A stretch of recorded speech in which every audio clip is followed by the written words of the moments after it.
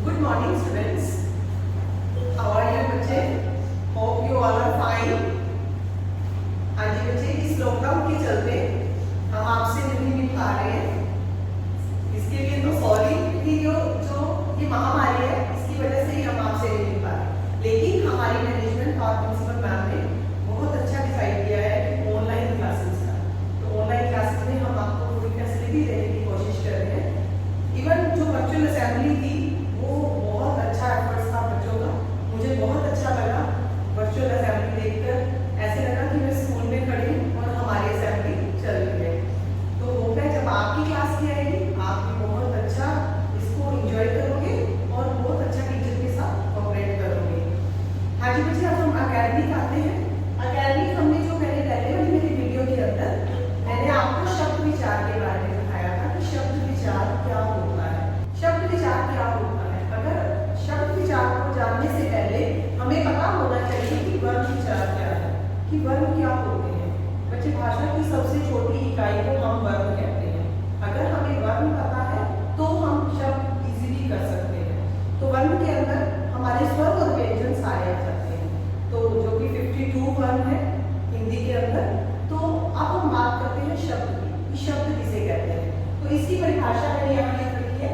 वर्णों के सार्थक मेल को शब्द कहते हैं। सार्थक मेल मतलब कोई भी वर्ण ऐसे नहीं जुड़ के शब्द बनता, लेकिन जब हम उन शब्द वर्णों को जोड़ते हैं तो उस शब्द का जो कोई अर्थ निकले तो हम उसे सार्थक कहते हैं। सार्थक शब्द को हम उसे शब्द विचार कहते हैं। जैसे कि जल, जल का अर्थ होता है पानी, तो लज का कोई अर्थ नहीं है। लज्जा का अर्थ है लेकिन लज का कोई अर्थ नहीं है। इट मींस ये निरर्थक शब्द है, तो इसीलिए इसको हम काउंट नहीं करते इस चीज के अंदर। सार्थक में इसका अर्थ हो। अगर हमने इसकी शब्द विचार की परिभाषा हमने कर ली, अब हम बात करते हैं कि शब्दों का वर्गीकरण कैसे होगा। शब्दों के वर्गीकरण के अंदर बच्चे आप इतनी सारी बुक्स पढ़ते हो, हिंदी की, इंग्लिश की, मैथ्स, एसएस, साइंस, बहुत सारे शब्द है उसके अंदर, डिफरेंट शब्द है बहुत सारे। आपके दिमाग में ये बात जरूर आती होगी कि ये शब्द आए कहां से। बच्चे, ये शब्द बने हैं, उन्हीं का मैं वर्गीकरण करने जा रही हूँ कि किन किन आधारों पर बने हैं। तो इनके 4 आधार बताए गए हैं। तो वो है, उसके अंदर सबसे पहला आधार है उत्पत्ति के आधार पर, जो उसका वर्गीकरण किया जाता है। दूसरा है रचना या बनावट के आधार पर। तीसरा है प्रयोग के आधार पर, और चौथा है अर्थ के आधार पर। जो मेरी पहली वीडियो उसमें मैंने आपको उत्पत्ति के आधार पर और बनावट के आधार पर मैंने अच्छे से एक्सप्लेन किया है, लेकिन मैं सिर्फ इसका अब आपको सब पार्ट्स बताऊंगी कि इसके सब पार्ट्स क्या है। सबसे पहले उत्पत्ति के आधार पर के सब पार्ट्स है। इसका पहला पार्ट सब पार्ट है तत्सम शब्द, कि तत्सम शब्द कहाँ से आए। वो संस्कृत के शब्द है, ज्यों के त्यों लिए गए हैं, तो उनको हम तत्सम शब्द कहते हैं। ये हिंदी भाषा के अंदर जुड़ गए हैं, जैसे कि अग्नि और दुग्ध आदि। इसका उत्पत्ति के आधार पर दूसरा भेद है तद्भव शब्द। ये भी संस्कृत के ही है, लेकिन इनमें हमने थोड़ा बहुत बदलाव कर दिया है, तो ये तद्भव शब्द है। अग्नि को आग बना दिया, दुग्ध को हमने दूध कर दिया, तो ये क्या है, ये तद्भव शब्द है। तीसरा इसका पार्ट देशज है। देशज हमारे देश के अंदर बहुत सारे गांव हैं, बहुत सारी कॉलोनियां हैं, बहुत सारे शहर, छोटे छोटे कस्बे हैं, तो उनसे जो शब्द आए हैं वो हमारी हिंदी भाषा के अंदर जुड़ गए हैं, तो उनको हम देशी शब्द कहेंगे, देशज शब्द कहेंगे। नेक्स्ट आगे है विदेशी शब्द। विदेशी मतलब विदेशज, आउट ऑफ कंट्री।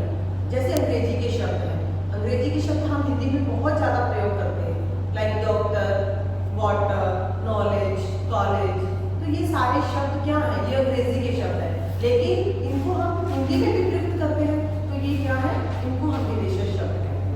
तो हिंदी खाली हिंदी के शब्द नहीं है, इसके अंदर बहुत सारे शब्द जुड़े हुए हैं जिससे हिंदी भाषा तैयार हुई है।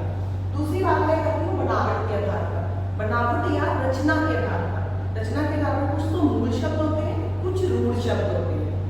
जो मूल शब्द है, मूल शब्द कौन से होते हैं, जैसे मैंने बोल दिया जल, पर्वत, जो मतलब उसका एक अर्थ, उसके टुकड़े नहीं किए जा सके, वो मूल शब्द। और रूढ़ शब्द यूज मैंने किसी चीज के लिए किया, लेकिन वो उसका अर्थ कुछ और निकल रहा है, उसको हम रूढ़ शब्द कहते हैं। तीसरी में बात करूंगी एक विकारी शब्द और दूसरा अविकारी। इनके जैसे नाम से ही पता चल रहा है, विकारी का मतलब परिवर्तन होना, बदलाव आना, और अविकारी जिसके अंदर बदलाव नहीं होता। तो ये विकारी और अविकारी के जो भेद है वो प्रयोग के आधार पर किए गए हैं। फिर उसके बाद मैं बात करूंगी, लास्ट इसका जो वर्गीकरण किया गया है वो अर्थ के आधार पर है। अर्थ के आधार पर भी इसके दो भेद हैं, एक है सार्थक शब्द और दूसरा निरर्थक शब्द। बेटे जब भी हम बात करते हैं तो हम बोलते हैं कि पानी पूनी, रोटी राटी, बोतल बोतल, स्कूल स्काल, इस तरीके से बात करते हैं बच्चे। आप भी शायद करते होंगे, घर पे पेरेंट भी इस तरीके की बात करते हैं। तो लेकिन इसके अंदर जो मैंने शब्द बोले हैं, लाइक मैंने बोला रोटी राटी, तो रोटी क्या है? खाने वाली रोटी, लेकिन राटी का कोई अर्थ नहीं है। तो रोटी सार्थक शब्द हुआ और राटी क्या हुआ? निरर्थक शब्द हुआ। मैंने बोला स्कूल स्काल, स्कूल तो हम जहाँ विद्यालय जहाँ बच्चे पढ़ते हैं, जहाँ हम पढ़ने आते हैं वो स्कूल, लेकिन स्काल क्या? नहीं, निरर्थक शब्द है। पानी पूनी, पानी क्या है? पीने वाला जल, ठंडा शीतल जल, लेकिन पूनी वो नहीं है, वो निरर्थक शब्द के अंदर आएगा। इस तरीके से हम इसको डिफाइन करते हैं कि सार्थक क्या है और निरर्थक शब्द क्या है। ये अर्थ के आधार पर है। आगे बच्चे मेरी इसकी एनिमेशन वीडियो है, आप इसको बहुत अच्छे से देखना कि इसके अंदर मैंने क्या क्या चीजें डाली हैं और क्या क्या चीजें बताई हैं, ताकि आपको शब्द विचार का टॉपिक अच्छे से क्लियर हो सके। उमड़ घुमड़ कर आते बादल, गरज बरस कर आते बादल, काले काले भूरे पीले, कितना हमें डराते बादल। बच्चों को कितना मजा आ रहा है बारिश में। बच्चों ने जो कविता गाई उसमें अलग अलग वर्णों का मेल हुआ है। वर्णों का यह मेल शब्द कहलाता है। इसका अर्थ यह है कि वर्णों के सार्थक समूह को शब्द कहते हैं। शब्द के भेद, हिंदी में 4 अलग अलग आधारों पर शब्दों के अलग अलग भेद होते हैं। ये आधार हैं अर्थ के आधार पर शब्द भेद, रचना या बनावट के आधार पर शब्द भेद, स्रोत यानी उत्पत्ति के आधार पर शब्द भेद, व्याकरणिक प्रयोग के आधार पर शब्द भेद, अर्थ के आधार पर शब्द भेद। अर्थ के आधार पर शब्दों के 4 मुख्य भेद होते हैं। एकार्थक शब्द, अनेकार्थक शब्द, समानार्थक या पर्यायवाची शब्द, विपरीतार्थक शब्द। एकार्थक शब्द, जिन शब्दों का एक ही अर्थ होता है उन्हें एकार्थक शब्द कहते हैं, जैसे मेष, गाय आदि। अनेकार्थक शब्द, जिन शब्दों के एक से अधिक अर्थ होते हैं उन्हें अनेकार्थक शब्द कहते हैं, जैसे दंड, डंडा, जुर्माना, बांस का टुकड़ा।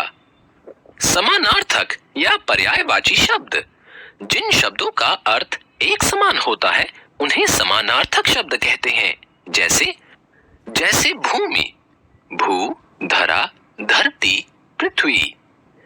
विपरीतार्थक शब्द, जिन शब्दों के अर्थ एक दूसरे के विपरीत यानी उल्टे होते हैं उन्हें विपरीतार्थक शब्द कहते हैं, जैसे रात दिन, अच्छा बुरा। रचना या बनावट के आधार पर शब्द भेद, बनावट के आधार पर शब्दों के 3 भेद होते हैं। मूल या रूढ़ शब्द, यौगिक शब्द, योग रूढ़ शब्द। मूल या रूढ़ शब्द, जिन शब्दों के टुकड़े नहीं किए जा सकते और जो शब्द परंपरा से किसी विशेष अर्थ में प्रयुक्त होते हैं उन्हें मूल या रूढ़ शब्द कहते हैं, जैसे घर, सूरज, दिन। यौगिक शब्द, जो शब्द 2 या 2 से अधिक शब्दों को जोड़ने से बनते हैं उन्हें यौगिक शब्द कहते हैं, जैसे सेना, धनपति, सेनापति। अपधनमान, अपमान, राज धन कुमार, राजकुमार, रसोई धन घर, रसोई घर आदि। योग रूढ़ शब्द, जो शब्द 2 या 2 से अधिक शब्दों के मेल से बनते हैं किंतु ये किसी एक अर्थ में ही प्रयोग होते हैं उन्हें योग रूढ़ शब्द कहते हैं, जैसे जलज, जलधन ज, अर्थात जल में उत्पन्न हुआ। लेकिन जलज शब्द जल में उत्पन्न होने वाली वस्तुओं में से अब मुख्य रूप से अब कमल के अर्थ में रूढ़ हो गया है। चारपाई, नीलकंठ, गिरधर, चिड़ियाघर आदि शब्द योग रूढ़ शब्द हैं। स्रोत या उत्पत्ति के आधार पर शब्द भेद। हिंदी भाषा में स्रोत के आधार पर शब्दों के 4 भेद होते हैं। तत्सम शब्द, तद्भव शब्द, देशज शब्द, विदेशी शब्द।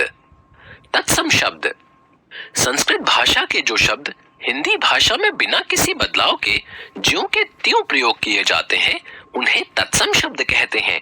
जैसे जिह्वा, दुग्ध, पक्षी, घट, सूर्य, चंद्रमा आदि।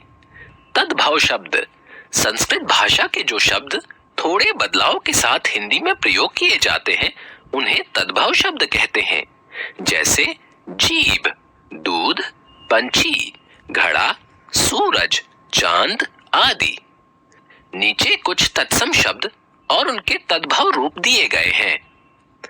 तत्सम कार्य, तद्भव काम, अग्नि, आग, मुख, मुंह, सप्त, सात, हस्त, हाथ, हस्ती, हाथी, पद, पांव या पैर, चंद्र, चांद या चंद्रमा, गृह, घर, ग्राम, गांव, दुग्ध, दूध, दधि, दही, आम्र, आम, शिर, सिर, उष्ट्र, ऊंट, सत्य, सच, सर्प, सांप, धूम, धुआं, क्षीर, खीर, दश, दस।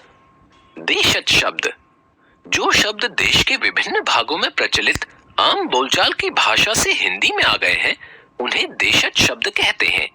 जैसे खिड़की, चुन्नी, खटिया, लोटा आदि। विदेशी शब्द विदेशी भाषाओं के जो शब्द हिंदी में प्रयोग किए जाने लगे हैं उन्हें विदेशी शब्द कहते हैं। जैसे पेन, कार, बैंक, डॉक्टर, वकील आदि। व्याकरणिक प्रयोग के आधार पर शब्द भेद। वाक्यों में शब्दों के व्याकरणिक प्रयोग के आधार पर शब्दों के 2 मुख्य भेद होते हैं। विकारी शब्द, अविकारी शब्द। विकारी शब्द जिन शब्दों में लिंग, वचन, कारक आदि के कारण विकार यानी परिवर्तन आ जाता है उन्हें विकारी शब्द कहते हैं। विकारी शब्द 4 प्रकार के होते हैं। संज्ञा, सर्वनाम, विशेषण, क्रिया।